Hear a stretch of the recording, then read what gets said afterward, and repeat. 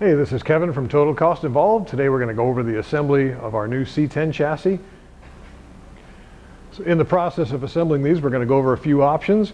We've got RideTech coilovers, RideTech shockwaves, we've got some rear suspension options and different brake options, so we'll cover those as we go. All right, we're going to put the front suspension on our C10 chassis now, so let's take a look at all the parts. Lower control arm here, shock tabs facing up, sway bar tab is up. These are the spacers going to go on the frame. There's your long through bolt. Your upper arm, see it's different front and rear, so make sure this longer arm is facing forward. Anti-seize is your friend in these assemblies, so make sure you put anti-seize on the long bolt, put it on these spacers, also on the threads of the upper control arm bolts. Let's go ahead and start assembling. Okay, first step, we're going to put our spacers in. These are the same front and rear. Slide them right on. There we go. Pick up your arm, set it in place, and then bring your long through bolt. And we're just going to go hand tight for now. We will come back and tighten everything up later on.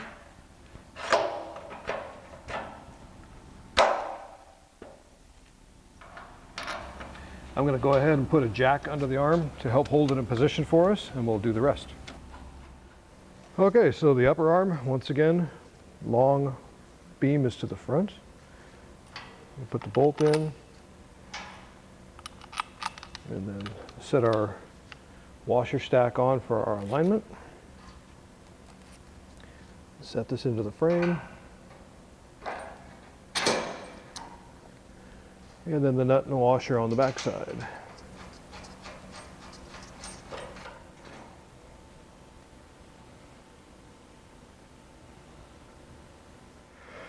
Here we have the shock absorber and our hardware button head fasteners with half nylocks. The shocks have a spherical bearing in them. There's no spacers, top or bottom. So we'll go ahead and put the shock into place. The shock's going to go in with the spanner ring down.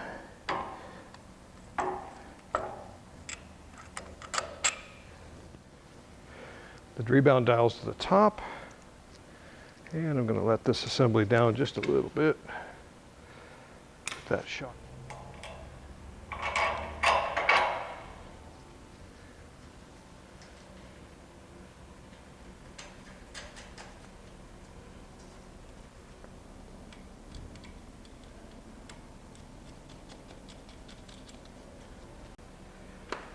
If you've opted for the RideTech shockwave on your chassis, this is the orientation it's going to go in. Same thing, adjusting ring is going to face the bottom, rebound dial at the top, and it installs the same way. All right, we're going to put the spindle on. This is the standard setup. Large rotor, big GM caliper. When we go ahead and put the spindle up here, we're going to have to hold it up just a little bit and start the nut, because this will come far enough into the steering arm that we cannot get the nut on if we just let it fall all the way down. So got to do a little bit of a balancing act to get the nut started.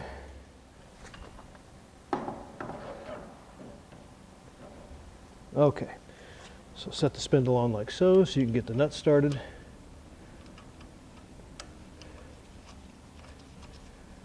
And then you can work it down. Now we're in a good spot. We can go ahead and put the upper control arm in. All right, let's put the upper arm in. So hold the grease boot in place, and I just grab a stud and tip the spindle up. All right, on the upper we have a washer and a nut. The lower does not use a washer.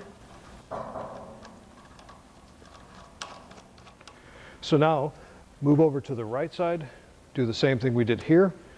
Once we're done with both sides, we're going to go ahead and tighten all these and put the cotter pins in.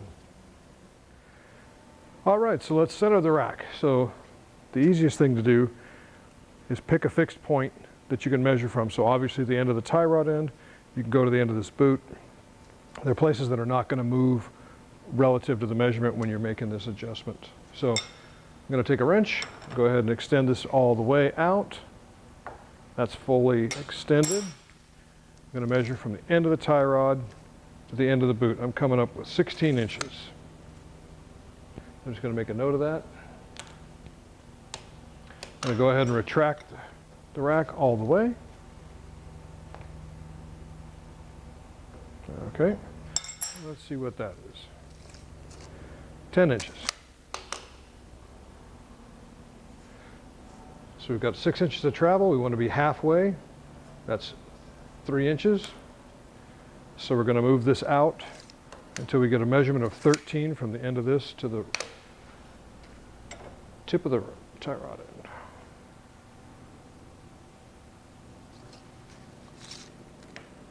Okay, first try. That's how we center the rack. Okay, so now that we have the rack centered, we want to be sure we don't bump it or turn this shaft during the rest of the assembly. So one of the things I like to do is put a reference mark on the shaft and also on the body of the rack so I can see the alignment and be sure I didn't turn it. One other thing we'll talk about while we have the rack up where it's easy to see is your power steering fittings. So this is a 5/8 18 at the top, 9/16 18 at the bottom. The smaller diameter is the pressure port. 9/16 18 is pressure, 5/8 18 is return. These are what's called an ORB fitting for O-ring base. There's an O-ring just under the nut that seals against the face of the rack here. So keep in mind when you're putting the fittings in the rack, this is aluminum. And these O-ring seats do not need to be extremely tight. The torque spec is 18 foot-pounds. So like I talked about earlier, anti-seize is your friend. Go ahead and put some on the bolt, put some on the threads, bolt through the body. And then these are the spacers that go in behind.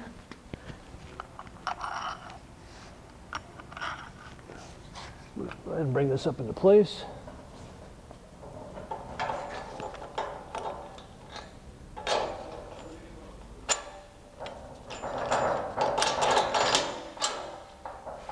Then we have the flat washer and the lock nut for the back.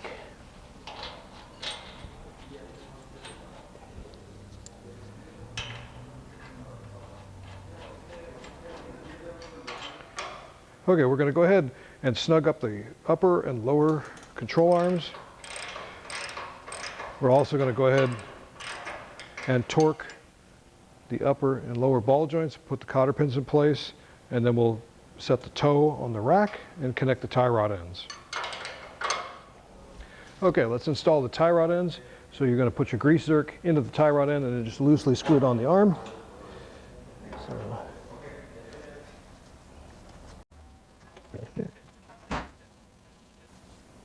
And we'll leave it about there for now. Do the other side. All right, so screwed the tie rod on. What I'm going to do is measure from the mounting point for the upper control arm to the face of the rotor and make that relatively the same front and rear for a quick basic toe setting. So once you get it as set up as a roller, it will roll nicely. Final alignment is obviously going to come later.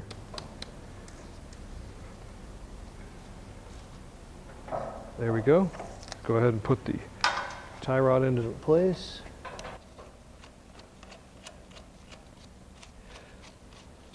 Tighten this nut down and put the cotter pin in place. And we'll repeat that process on the right hand side. All right, so next up we're going to put the sway bar in place. First thing is to make sure you take your suspension grease here, lube the bushing completely, and then wrap it around the bar. If you're wondering where to put the bushing on the bar, just simply set it up here on the frame. That'll show you about the width that you need to put the bushings on. So go ahead, lube the bushing and put it on the bar. And then take your saddles, slide them on. And we'll put the bar into place under the truck. All right, so here we have all the sway bar hardware. These are the 4 bolts that are going to go through the flange into the chassis. These are going to mount your links from your sway bar to your lower control arm. All right, so let's lift the sway bar up. We're going to go over tie rod ends.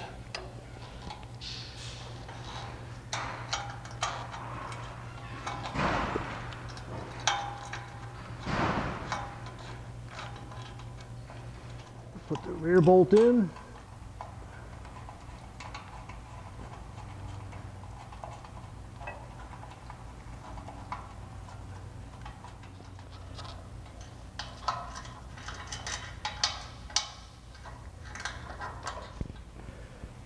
Okay, so here's our link hardware for the sway bar. So we're going to be one end in the control arm, one into the bar. The sway bar takes a nut and bolt at the control arm and just a regular single bolt into the sway bar. So we'll start this in. Get that started, and then we'll line up the bottom.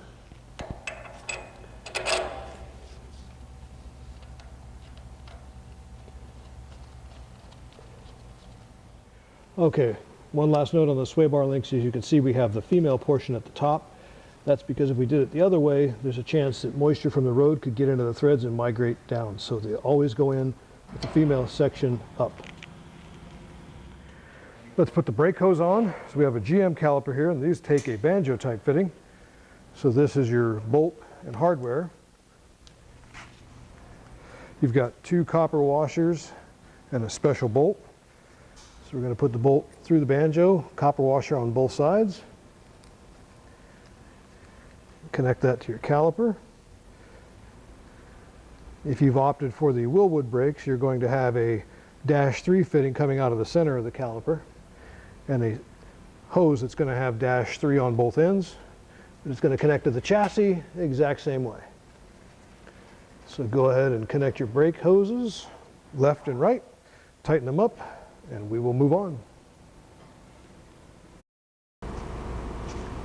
If you have any questions, feel free to email us at techsupport@totalcostevolved.com or contact us on the phone number at 855-693-1259.